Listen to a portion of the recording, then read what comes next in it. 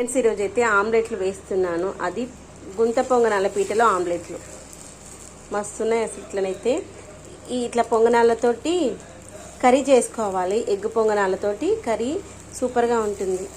ఇదిగో ఆల్రెడీ దానికోసం గ్రేవీ ఉడుకుతూ ఉంది. ఆ లోపల పొంగనాలు అయితే అనేసి పొంగనాలు అయితే పెట్టేసుకున్నాం. ఒక ట్రిప్ అయిపోయింది ఆల్రెడీ. దీంట్లో నేను ఉప్పు, కారము, ఆనియన్స్, తర్వాత కొత్తిమీర, ధనియా పౌడర్, పసుపు, అల్లం వెల్లుల్లి పేస్ట్ ఇవన్నీ వేసేసి మంచిగా కలిపేసుకున్నాను.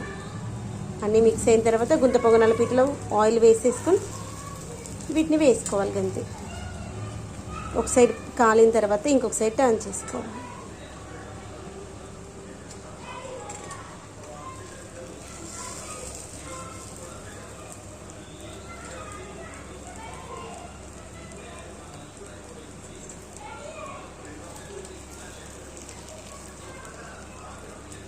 ఇదిగోండి, ఆల్రెడీ ఒక రౌండ్ అయిపోయింది. ఇంకా ఇక్కడ ఉంది పిండి. అన్నం కూడా అయితే ఉంది.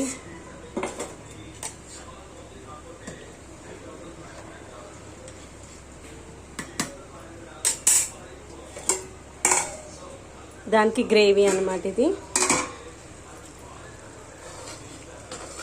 ఇదిగోండి ఆనియన్స్, తర్వాత టమాటా రెండు కలిపేసి మిక్సీ పట్టేసి ఈ యొక్క బుజ్జి బుజ్జి ఆనియన్స్ ఉంటాయి కదా, ఇవి కూడా వేసుకున్నాను. చాలా బాగుంటుంది.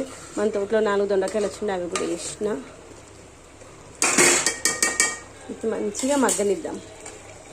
ఇవి అయ్యే లోపల చూడండి, ఇలా మంచి బుసబుస వంగుతూ ఉంటాయి. తర్వాత ఇవి మంచిగా ఉడికిన తర్వాత ఇది మంచిగా ఉడుకుతుంది చూడండి. అప్పుడు దీంట్లో కొంచెం ఉప్పు, కారము, వాటర్ వేసేసుకుని ఇవి దాంట్లో వేసేసుకోవాలి. అంతే. కావాలంటే కొబ్బరి పౌడర్ వేసుకోవచ్చు, లేదంటే స్కిప్ చేయొచ్చు. కొబ్బరి పౌడర్ వేసుకుంటే కొంచెం కమ్మగా ఉంటుంది. అంతే. కొబ్బరి పౌడర్ ఒకటి మిక్సీ పట్టుకుందాం.